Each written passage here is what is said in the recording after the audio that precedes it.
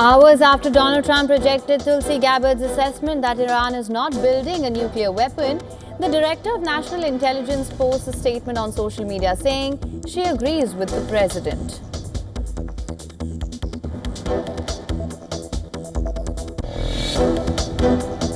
Give him a period of time. We're going to see what that period of time is, but I'm giving him a period of time, and I would say 2 weeks would be the maximum.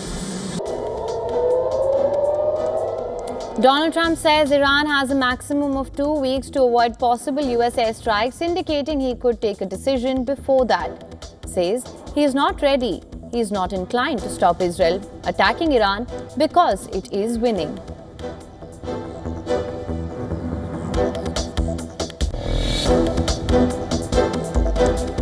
Israel estimates its strikes on Iran have delayed Tehran's potential to develop a nuclear weapon by at least 2 or 3 years. Foreign Minister Gideon Saar claims Israel's offensive has produced very significant results.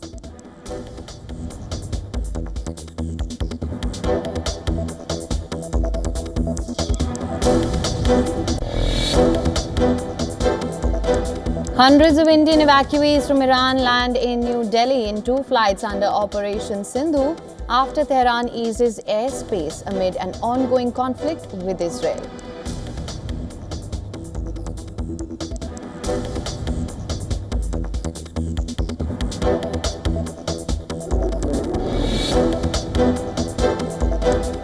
Israel continues its attacks on the Gaza Strip amid an internet and iPhone outage in the territory. Outage impacts aid efforts, emergency services, and cuts off displaced Palestinians from the rest of the territory.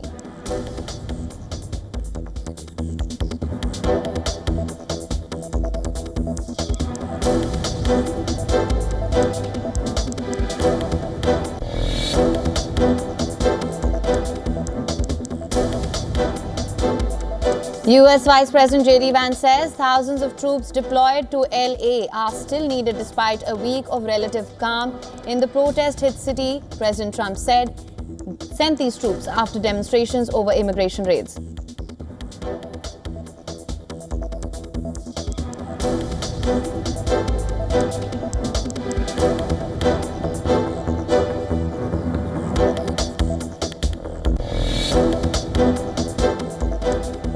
Indian Prime Minister Narendra Modi leads International Yoga Day celebrations from Andhra Pradesh's Visakhapatnam, says let this day mark the beginning of Yoga for Humanity 2.0, where inner peace becomes global policy.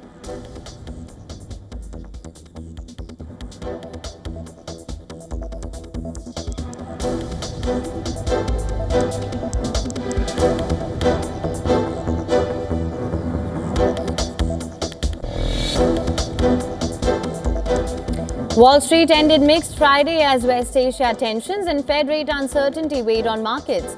The S&P 500 fell for a third straight day. Chip stocks dropped on export concerns and investors watched for signs of a July rate cut.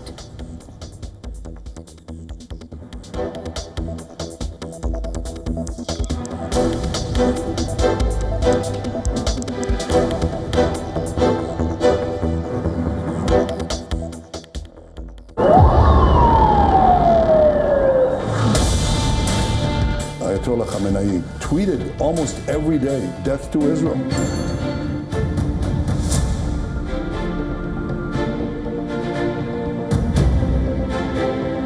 Whom should we surrender to? Iran is not a nation to surrender. You don't know. I may do it. I may not do it. I mean, nobody knows what I'm going to do.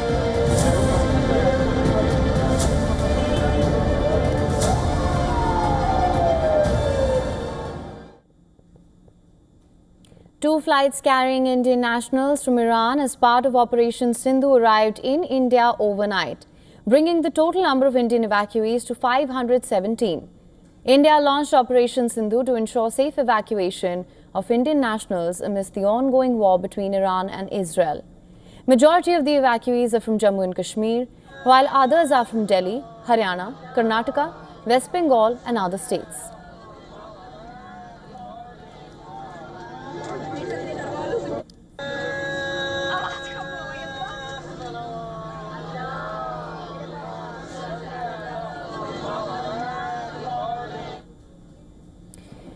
The development comes as Iranian government announced the opening of its airspace for Indian evacuation flights.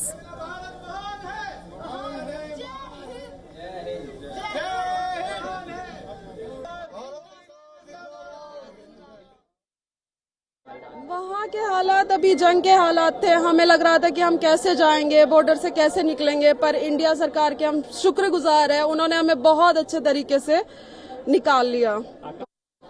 The situation in Tehran was quite devastating. At first, we didn't expect this will escalate to this much, but somehow the Operation Sindoor, it was so successful. I couldn't believe the Indian embassy has done this much effort for us, because we all Indian, like Indian Kashmiris, are really thankful to the Indian government who had put this much effort.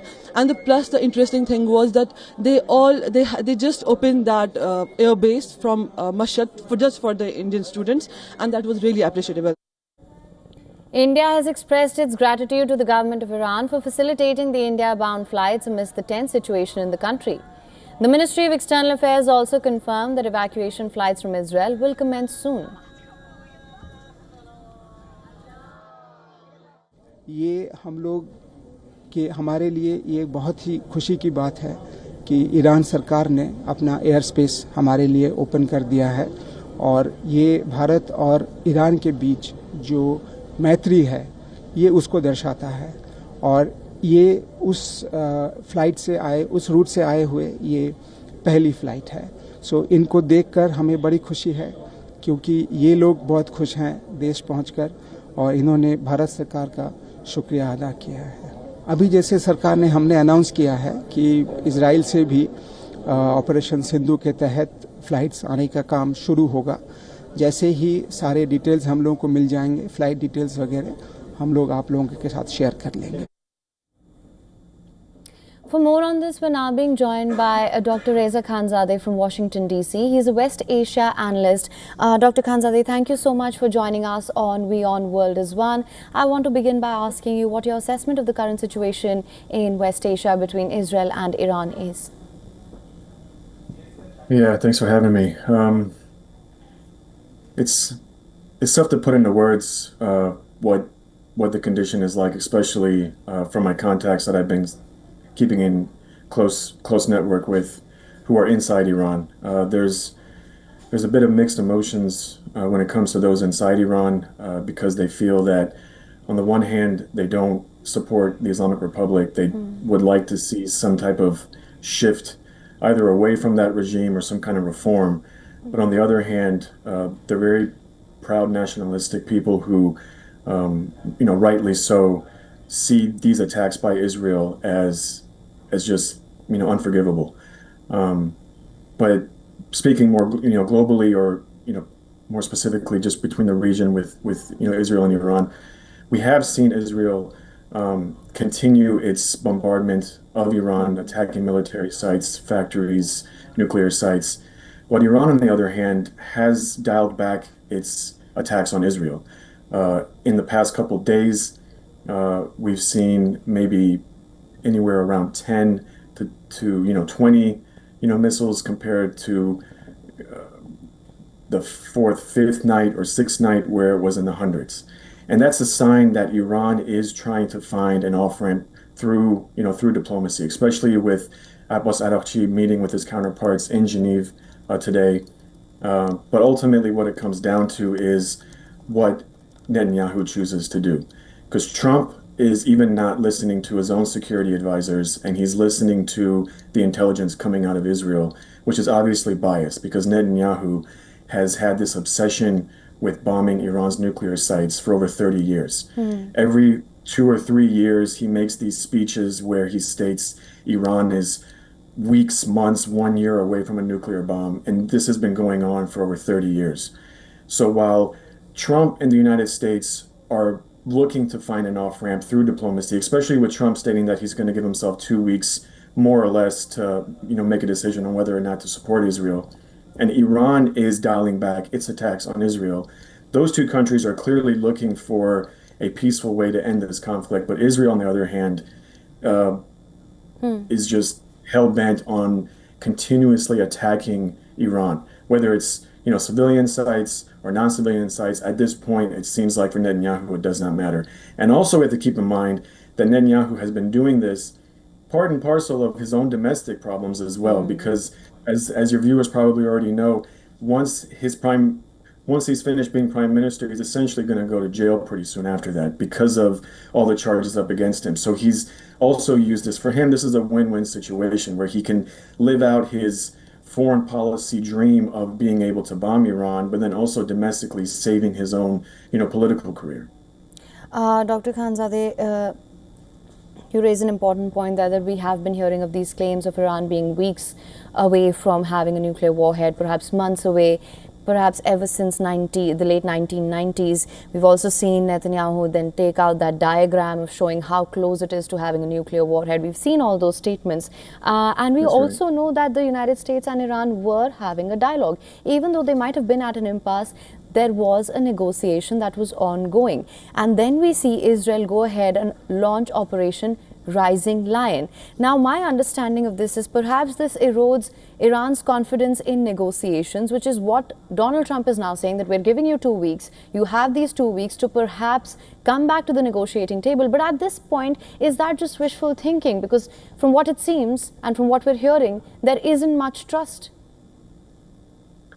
Right. So two things to keep in mind. There really has never been trust between the United States and Iran since 1979, and even prior to 79, because as you know, the 1953 coup of the prime minister of Iran at that time, Mossadegh, that was a coup that was orchestrated by the United States and Britain. So that trust level, as far as from Iran towards the United States, has never been there. Iran has never trusted the United States, but it's at a point where it's not about trust, it's about being able to find a common ground. And for the Islamic Republic at this point, for them, the common ground is their own self-survival. It's not really about Iran being able to inflict a certain degree of damage on Israel. Maybe in the first couple days and nights that was the case. But we have to keep in mind that as far as Iran's nuclear capability and also their missiles, it's a very finite number of missiles that they have. So they're putting a war of attrition against Israel, who has unlimited access because of their connection with Washington.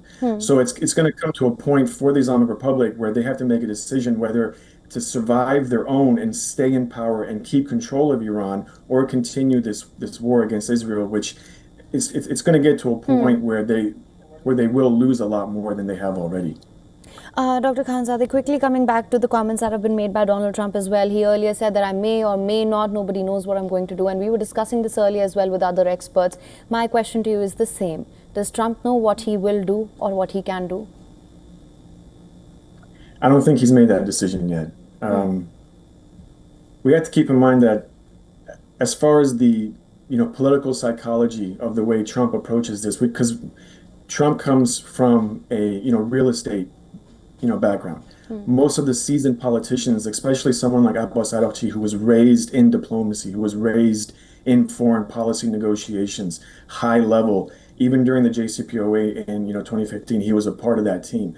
So you're comparing politicians and seasoned diplomats who were educated and they understand the art of diplomacy, where Trump just understands business and real estate. So he's coming at this from a very different angle. Rightly or wrongly, that's a whole other conversation. But when he makes these types of statements, he's making this type of statements as if he's in a boardroom trying to finalize a deal for buying some type of building, as opposed to war with a country. So I think he still hasn't made up his mind yet. He's still weighing the options, because he's trying to compare the type of intelligence coming from Israel to him compared to the types of intelligence that he's getting from his own country, which he stated he doesn't believe his own intelligence, which I think to a certain extent may be true. But at the end of the day, he will wait until the 11th hour, until the very last moment, until he makes up his mind. And that's what's dangerous about this. Because at the end of the day, Trump is really the only individual, the only country, Washington, D.C., the only place that could really stop Netanyahu from doing what he's doing to Iran. Right, Dr. Khanzadeh, I'm going to ask you to please stay on with us. There are some big developments that are coming in. Now, there is breaking news coming in that Iran's Foreign Minister Abbas Araghchi has expressed skepticism about whether Tehran can trust Washington in diplomatic talks right now or not. In an exclusive interview with NBC News, Araghchi accused the United States of using the nuclear talks as a cover for Israeli attack on Iran. Araghchi added that perhaps Washington is not genuinely interested in diplomacy and Iran is uncertain if it can trust the United States anymore. Iran further added that Tehran will never agree to halt all uranium enrichment and Israel must stop its air campaign before any negotiations with the United States can proceed. So this is the latest that we're getting right now. A statement from Abbas Araghchi saying that there is no trust in the United States and perhaps this was all just a cover for an Iranian attack, for an Israeli attack on Iran. Araghchi accused the US of using the nuclear talks as a cover for Israeli attack on Iran and added that perhaps Washington is not genuinely interested in diplomacy. Dr. Khanzadeh, exactly what we were discussing right now. There is an absence, not a lack, but an absence of trust here, and the talks at this point, of course, don't seem likely. What I also wanted to ask you was, we have been hearing from Netanyahu that this is for the people of Iran as well, and this is for the good of the people of Iran. Then we saw a shift in that stance as well, where he said, well, regime change was not our actual goal, but it could be a result of it. Would you please let me know if you agree with this assessment? Do you think this happened because the next obvious question then would have been, what is the plan for the day after if there is in fact a regime change? And perhaps they do not have a plan for that. And when we talk of preemptive strikes, as you mentioned earlier as well, we've been hearing of this nuclear existential threat that is this perceived Iranian threat towards Israel for years now. So are we seeing a complete breakdown of the preemptive defense model as well as this shift in stance? What do you think that reflects? Yeah, I think your analysis is very accurate. It's not about the preemptive strikes, and it's not about really the nuclear program. Because if it was, Israel would have been much more targeted, much more specific in the areas of Iran that they would have hit. And we see that most of the sites that they've hit have predominantly not been nuclear sites. That's the first thing. And then the second thing we have to keep in mind is that these types of strikes, when it comes to saying it's preemptive or it's regime change, or maybe our focus is not regime change, maybe it could be, these are the talking points for Netanyahu to kind of push the envelope, as you said, for the Iranian people to rise up and to revolt while these bombs are landing in their country, which is not going to happen, like I said before.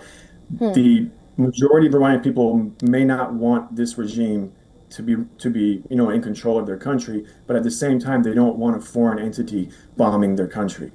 Now, as far as regime change, or like you said, the day after, I think for Netanyahu, one of my colleagues, Trita Parsi, he actually phrased this very well. It's not about regime change, it's more about regime collapse. Netanyahu is not concerned about changing this regime, because even the next regime that takes over, whatever that may look like, it doesn't mean that the nuclear program is just going to go away. Right. The majority of Iranians inside Iran actually do support some type of nuclear program for their country, whether it's civilian or otherwise. So even if the next government or the next type of regime is more friendly to Israel, it doesn't mean they're just going to give up their nuclear program. So for Netanyahu, it's not really about regime change, it's more about regime collapse and kind of inflicting this type of chaos within the country where it might eventually lead to some type of civil war. And then we'll see something the way we have seen in Iraq or in Syria, for example, or in Libya or in Yemen. I mean, the list can go on and on. It's very unfortunate, the type of strategy Netanyahu has. It's really not about the Iranian people at the end of the day. It's about his own survival and the survival of his country at the detriment of an entire population of 90 million people in Iran. Right, Dr. Khanzadeh, of course, from what it appears right now, even though we don't know the strategic and operational plans when it comes to the United States and Israel, at this point at least, it does appear that the two seem to be winging it and operating on whim, at least at this point. And that being said, of course, the consequences are dire, and that would be a gross understatement as well. That being said, thank you so much, Dr. Khanzadeh, for joining us on WION World is One with your insights on this. Thank you for having me.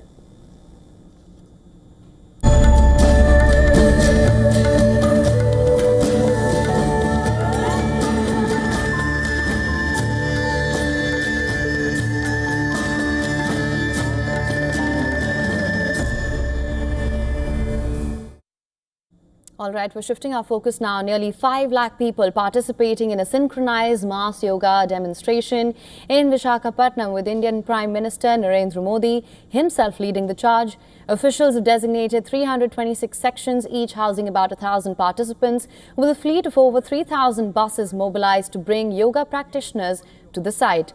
This grand spectacle is aiming for multiple record-setting feats, including one recognized by the Guinness World Records.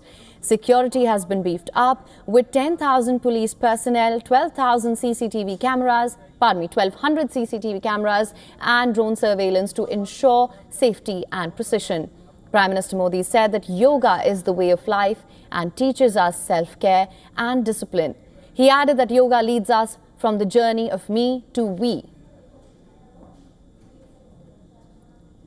Initially, we learn to take good care of our own health and wellness. Gradually, our care and concern extend to our environment, society, and planet. Yoga is a great personal discipline. At the same time, it is a system that takes us from me to we. Chief Minister N. Chandrababu Naidu said the state is planning to introduce yoga in the school curriculum from classes 9th and even establish a deemed yoga university. Scenes of yoga harmony are emerging from across the country. At Pangong So Lake in Ladakh, ITBP soldiers from the 24th Battalion performed yoga against the pristine Himalayan backdrop at high-altitude border outposts like Dhansin Thapa and Chats. In Visakhapatnam and along Tamil Nadu's coast, Indian Coast Guard personnel and families joined in yoga from sea to shore, with ICG ship Shaurya leading yoga at sea and Rani Abaka embracing the discipline on sacred shores. Half a world away, Times Square in New York City transformed into yoga arena as 9,000 participants rolled out mats under the summer sun for solstice in Times Square. Mind over madness yoga.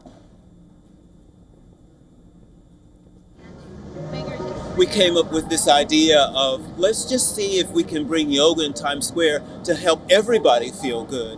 It was a pretty volatile time then in terms of politics and all of that, still the same. And we thought that by bringing yoga in Times Square, it would help people to feel better. Meanwhile, in Mongolia, during the multinational military exercise, the Indian Army led a rejuvenating session with troops from around the world. First practiced by Hindu sages, yoga has now become one of India's most prominent cultural exports. In 2014, Prime Minister Narendra Modi successfully lobbied the United Nations to declare 21st of June as International Yoga Day, and since then the day has become a celebration of physical vitality, mental clarity and spiritual harmony. This year's theme, Yoga for One Earth, One Health, resonates louder than ever as yoga continues to unite communities, nations and minds.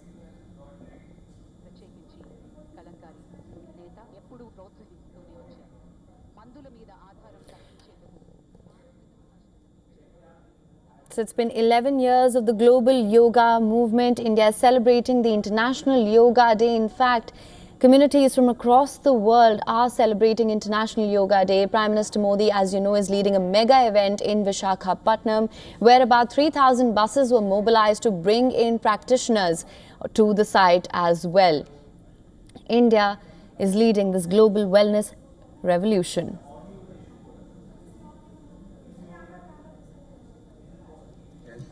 And rise up from the ground. Breathe slowly and maintain this pose.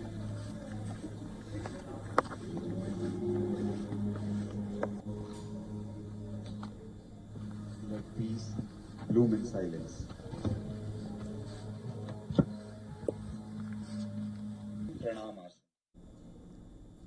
All right, with that, it's a wrap on this edition of the News Bulletin. News and updates will continue on the other side on WION World is One. Stay tuned.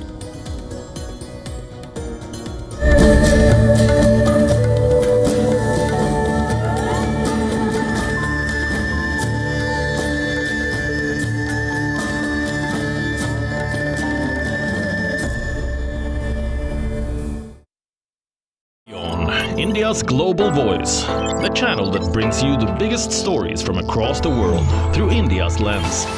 Now available in more than 190 countries worldwide. Because we believe that the world is one. Watch us in Africa, Europe, USA and Canada, South America, Asia Pacific, Middle East and North African regions. Also available on these digital platforms across the world. WION, World is One. From the bustling trading floors of Wall Street to the vibrant exchanges of Asian stock markets, WION breaks it down for you to make sense of what's happening. As we reveal the key factors behind events, strategic battles, and the game-changing business decisions that shape the world. We bring you all of this and more on World Business Watch. To bring the benefits of the Subhash Chandra Show to your educational institution, teachers and students, send an invitation to Juhi Jha at juhi@such.org.in. The Earth is sending distress signals. Wildfires, droughts, and melting glaciers. Can we reverse the damage? Explore the harrowing effects of climate change. It's a wake-up call. Global emergency. Climate Tracker on WION World is One. To bring the benefits of the Subhash Chandra Show to your educational institution, teachers and students, send an invitation to Juhi Jha at juhi@such.org.in. From the bustling trading floors of Wall Street to the vibrant exchanges of Asian stock markets, WION breaks it down for you to make sense of what's happening. As we reveal the key factors behind events, strategic battles, and the game-changing business decisions that shape the world. We bring you all of this and more on World Business Watch. To bring the benefits of the Subhash Chandra Show to your educational institution, teachers and students, send an invitation to Juhi Jha at juhi@such.org.in.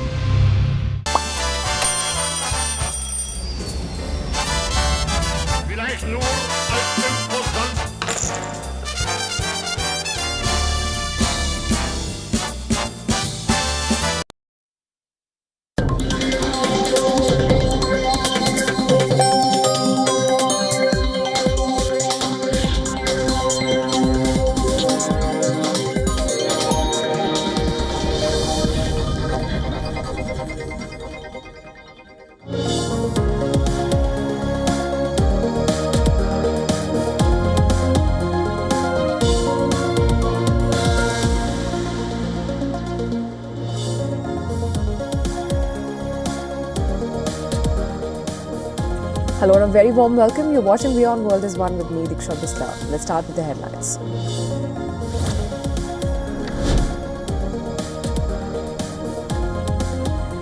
Israeli Air Force says it has launched a new wave of airstrikes against missile storage and launch sites in central Iran on the 9th day of the conflict between the two countries.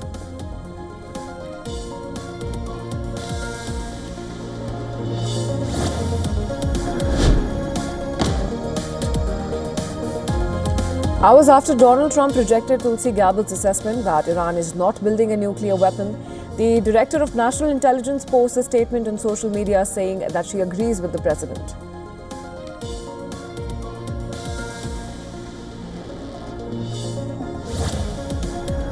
Giving him a period of time. We're going to see what that period of time is, but I'm giving him a period of time, and I would say 2 weeks would be the maximum. Donald Trump says Iran has a maximum of 2 weeks to avoid a possible US airstrike, indicating that he could take a decision before that. He says he's not inclined to stop Israel from attacking Iran because it is winning.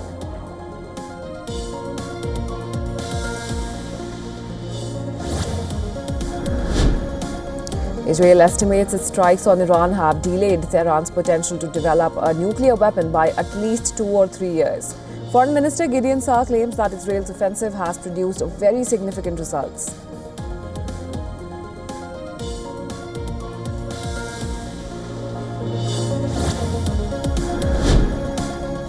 Hundreds of Indian evacuees from Iran land in New Delhi in 2 flights under Operation Sindhu, after Tehran eases airspace amid an ongoing conflict with Israel.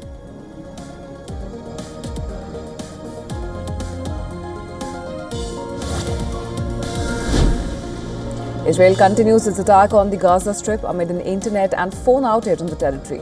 The outage impacts aid efforts, emergency services, and cuts off displaced Palestinians from the rest of the territory.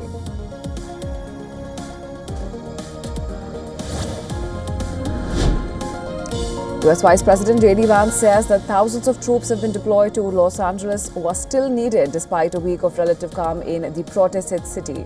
President Trump sent these troops after demonstrations over immigration raids.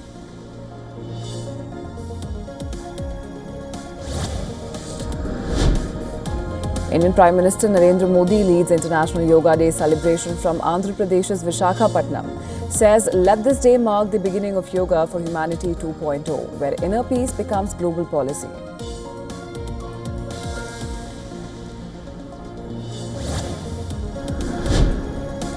Wall Street ended mixed on Friday as West Asia tensions and Fed rate uncertainty weighed on markets. The S&P 500 fell for a third straight day. Chip stocks dropped on export concerns and investors watch for signs of a July rate cut.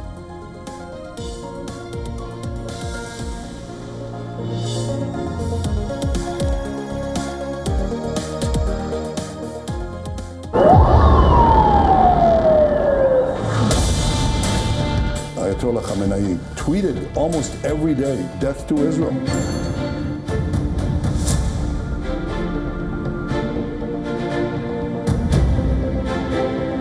Whom should we surrender to?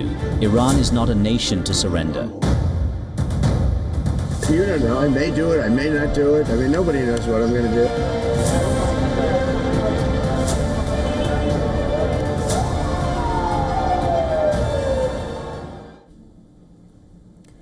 The Iran-Israel war has now entered the 9th day, with both countries launching fresh attacks on each other. Now let's take a look at all the latest developments.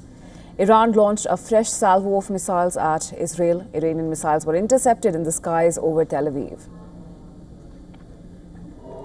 Meanwhile, the Israeli military announced that it launched a new wave of attacks against missile storage and launch infrastructure in central Iran. Now, this comes after Israel said that Iran launched new airstrikes in central parts of Israel, including Modi'in and Tel Aviv. Now, Israeli media says a fire has been reported in an apartment in central Israel, apparently as a result of being hit by missile parts following an interception. Now, amidst the escalating conflict, US President Donald Trump has warned Iran that it has a maximum of 2 weeks to avoid a possible US strike. Trump's comments came a day after he said that he would make a decision within a fortnight on whether to take military action against Iran or not. Does Iran have 2 weeks, or could you strike before that? Are you essentially giving them a 2-week timeline? I'm giving them a period of time. We're going to see what that period of time is, but I'm giving them a period of time. And I would say 2 weeks would be the maximum. Meanwhile, after a day of nuclear talks in Geneva, Iranian Foreign Minister Abbas Araghchi has said that Iran is ready to consider diplomacy once again, adding that Tehran would reconsider nuclear negotiations with Washington after Israel stops its aggression on Iran. Iran is ready to consider diplomacy once again, and once aggression is stopped and the aggressor is held accountable for the crimes committed. In this regard, I made it crystal clear that Iran's defense capabilities are not negotiable. However, US President Donald Trump has expressed skepticism about the talks. Speaking to reporters, Trump said that European powers won't be able to help end the Iran-Israel war. Did the Europeans help at all in talking with the Iranians? No, they didn't help. No. Iran doesn't want to speak to Europe. They want to speak to us. Europe is not going to be able to help in this. Meanwhile, Israel's Foreign Minister Gideon Saar said that IDF strikes on Iran have delayed Tehran's potential to develop a nuclear weapon by at least 2 or 3 years. However, the International Atomic Energy Agency chief Rafael Grossi, in his latest interview to Fox News, has said that Iran currently possesses enough nuclear material for several warheads, but stressed that this should not be equated with a nuclear weapon. In terms of the material, I have said in my reports, we have confirmed that Iran does have, even now, enough material for several warheads. But this should not be equated with a nuclear weapon. We do not have, at this point, if you ask me, at this point, any tangible proof that there is a program or a plan to fabricate, to manufacture a nuclear weapon. There are different scattered activities here and there is the material. Furthermore, amidst reports about Israel seeking bunker buster bombs to take out Iran's Fordo nuclear facility, US President Donald Trump has said that Israel has limited capability and capacity to strike and destroy Iran's underground nuclear sites, adding that it won't be necessary. Prime Minister Netanyahu said that they had the capacity to take out all of Iran's nuclear facilities. So what role would the U.S. be able to play, and why would they, if Israel says that they have all of the abilities, their own military? I'm not sure he said that, but they really have a very limited capacity. They can break through a little section, but they can't go down very deep. They don't have that capacity, and we'll have to see what happens. Maybe it won't be necessary. Maybe it won't be necessary. And Director of U.S. National Intelligence Tulsi Gabbard hit out at the media for trying to create a rift between her and the U.S. administration, including President Donald Trump. Now, Gabbard said that media reports had taken her testimony before Congress in March out of context. And back then, media reports quoting Gabbard's testimony showed the intelligence agency assessed that there was no evidence of Tehran developing a nuclear warhead anytime soon. However, Gabbard called those reports fake news. In a post on X, she said the media was twisting her words and spreading fake news to create division.